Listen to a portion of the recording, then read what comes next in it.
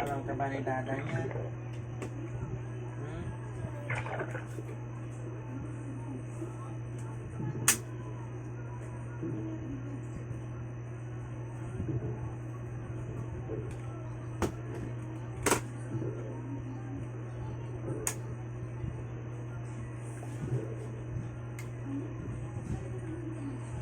Upo dyan, tingnan mo, humiwalay na ano, tricks, tingnan mo. Tingnan mo doon, banda tricks, yun doon, humiwalay na. Hmm.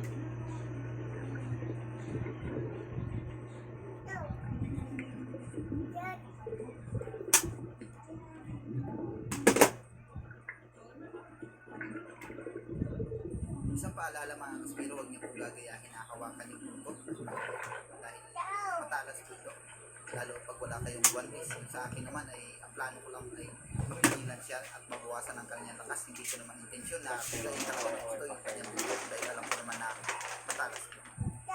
Dahil yung mantika, yun yung tinatakpan ko lang ha. Andun lang. Tinatakpan ko na sa ano. Basta makikita mo lang. Na, kunin mo si kapatid.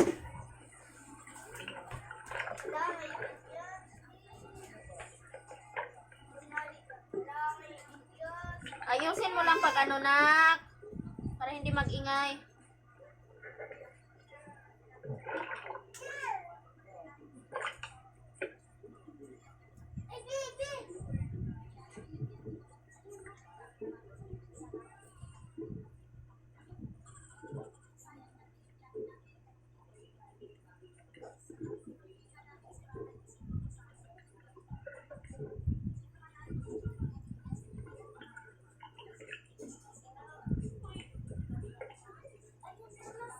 Sensihan niyo na mga kaspiro, siya po ang ating intuition sa kanya tak para tuluyan itong mamatay dahil wala tayong dahil na masakit. Nak.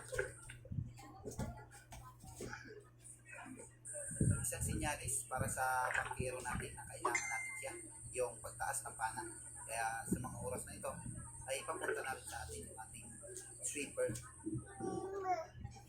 Nagluto si Dada.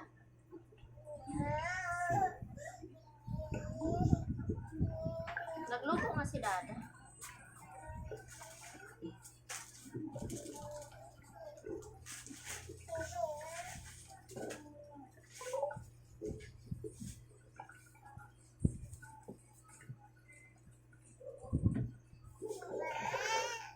Agoy! Yung ating kauna-unahang pilachik para sa araw na ito. Anong kailangan? Anong kailangan ng anak ni Mama? Ano nga?